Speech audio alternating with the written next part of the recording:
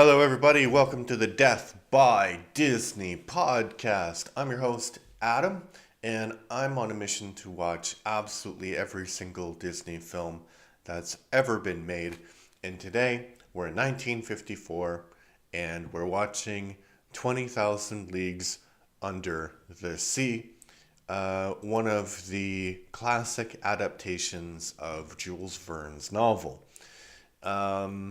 It stars Kirk Douglas, James Mason, and Paul Lucas. If you don't remember the story of the film, a ship is sent to investigate a wave of mysterious sinkings and encounters the advanced submarine, the Nautilus, commanded by Captain Nemo. And Captain Nemo certainly has some issues, let's just say. So, in this podcast, I talk about my feelings about what I watch. I give you maybe some trivia, if there's any trivia that's interesting, and then I talk about other people's opinions about this. So, I gave this one 8 out of 10 stars, which for me is like really, really good Disney film. And I think that this is a really good adaptation. So let me start my review then. A lot of people rightly give credit to the Disney Company for groundbreaking work in the field of animation, but often their live action movies are not given the respect they deserve. This, along with Treasure Island, are two of the most surprisingly influential films. Treasure Island is influential because it gave us our pop culture idea of what a pirate should sound like. And this film is now the standard adaptation of a Jules Verne novel. Even what the Nautilus actually looks like in our imagination is the Nautilus of this film, not of the book. And the acting is quite good in the film, especially that of Captain Nemo. Kirk Douglas also makes some interesting acting choices, which is well worth the watch. I would definitely recommend this to anyone who has an interest in the novel, or Disney live action films, or to people who just like films. Yeah, so this is one that transcends being good for Disney and is just good. It's a good film. And you might say, well, it's not a great adaptation of the book, which probably, but I think that there's two schools of thought about adaptations of books. One is that you need to be like as faithful as possible to the book, and the other one is that you need to follow the spirit of the book. And I think that this adaptation does follow the spirit of the book, if not the letter of the book. So, interesting trivia about this is that Kirk Douglas, when he read the script, he was like, I don't get in any fights in this. I don't womanize in this. How are people going to know like I'm a macho movie star if I'm not walking with women and I'm not getting in any fights? So he talked to the director and he talked to Disney and he's like, I need to have some women on my arms and I need to get into a fight. And if those things happen, then I'm cool and I'll sign up for your movie. And Kirk Douglas was a huge star at the time of this movie. And in fact, Disney paid him the most money of any star that had been previously in their films. And that kind of makes a lot of sense because, you know, they have they have voice actors who Disney wanted to control the voice of, like, for example, with Snow White. I forgot what the actress's name is, but the woman who sang her songs was under contract to Disney, and she only appeared in one other movie because he wanted to keep that way that she sounded connected to Snow White. So you either had that or you had, good actors in live action, but not like the greatest actors like Fess Parker, for example. Yeah, so Kirk Douglas was probably the biggest star to be in a movie of Disney's for quite some time. I'm trying to think like who would be the biggest star in a Disney film up until now? Probably like Tom Hanks in Toy Story. The Rock would probably say The Rock, but I don't think that's true. Okay, that is the trivia. And now on to the review. So I'm going to start with a negative review and interact with it, and then a positive review and interact with that. 1 out of 10. Flappy, tedious, anodyne, a typical Disney adaptation. Only 3 years before, Kirk Douglas had starred in Ace in the Hole, a great noir movie, but Billy Wilder's first commercial flop. I can't help wondering if it was Kirk Douglas's sustained over-the-top performance, which is in full evidence in both movies, that made Ace in the Hole the runt of Wilder's litter. In 20,000 Leagues Under the Sea, Douglas again gives it full beam, both barrels, and the full 9 yards all the way through, which is a credit to his particular skill and is the only thing to lift the dreary script out of this leaden, stagey melodrama. James Mason, on the other hand, isn't sure whether the only thing to lift is Phineas Fogg or Robert Newton, and has a lot of pseudo-oceanological exposition to deliver. You can see him flagging by halfway through. Peter Lorre, bless him, struggles to keep up. Connoisseurs of 1950s racial stereotypes may be shocked, like the natives themselves, at the portrayal by motley black actors of savage, barbaric Polynesians, repelled from the Nautilus by a mild electric shock.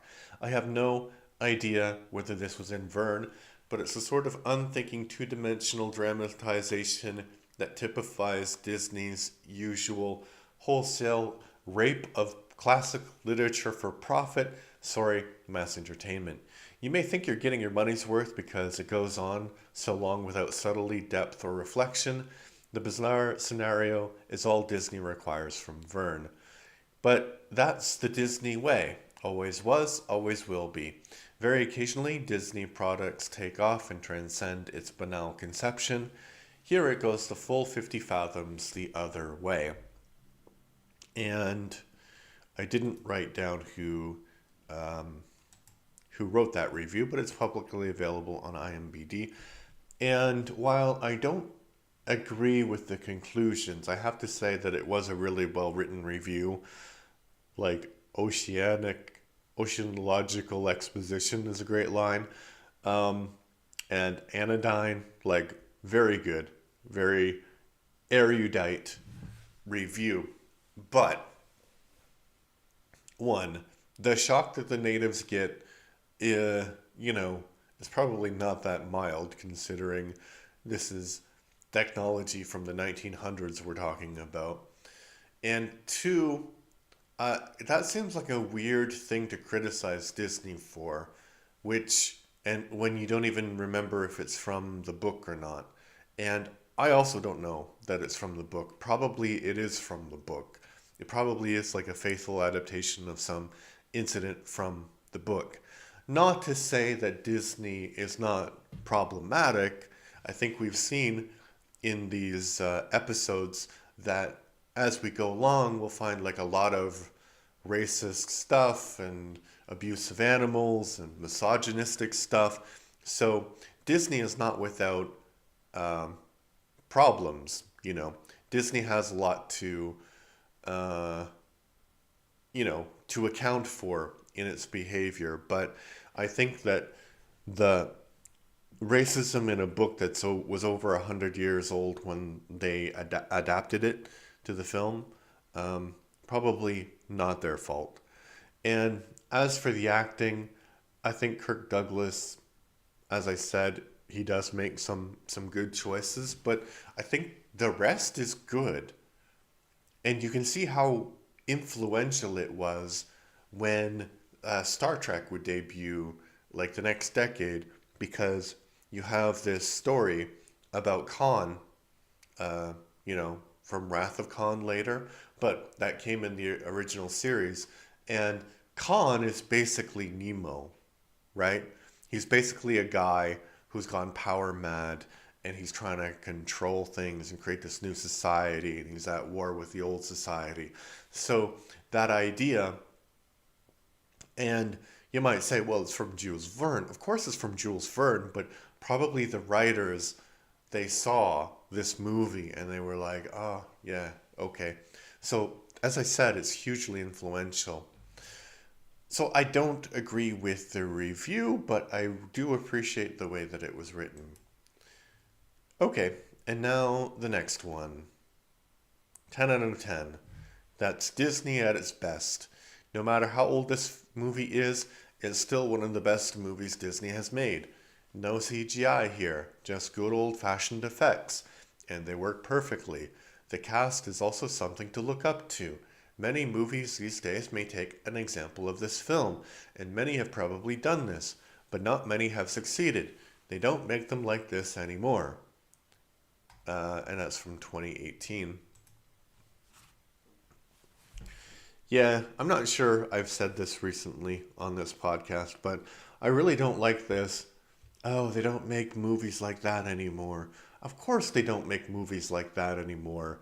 And that's not because the way that they made them was so great. It's just because technology and society have sort of progressed.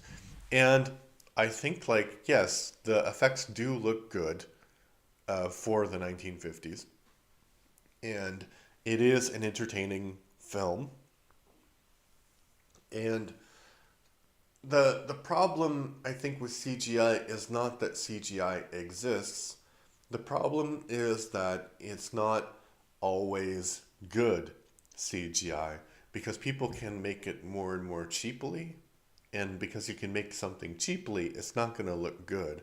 So if you spend the time to try and make it look good, to try and, you know, make the product that you're showing kind of more realistic or whatever you're looking for, it will work, but you have to take the time to do that. And if you don't take the time to do that, then you're just, you're just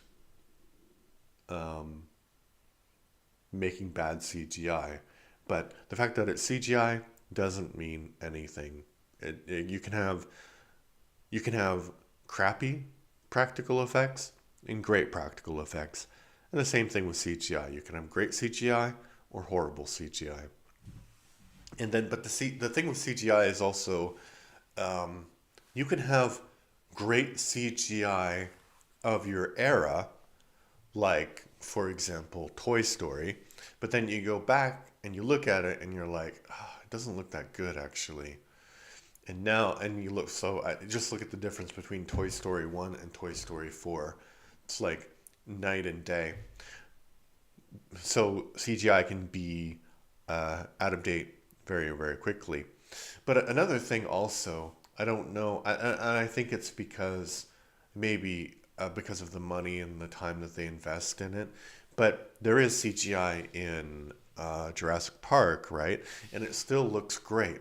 And then you have CGI that came 20 years later and it looks horrible. So, yeah, I don't know. I think that is an interesting debate, but yeah, this movie is good and it doesn't have any CGI because it was from 1954. But yes, yeah, it is really, really good. I would recommend it. 8 out of 10, as I said. What do you think? Do you like this film? Would you recommend it? Have you watched it? Would you want to watch it? Let me know in the comments. Like and subscribe. Bye-bye.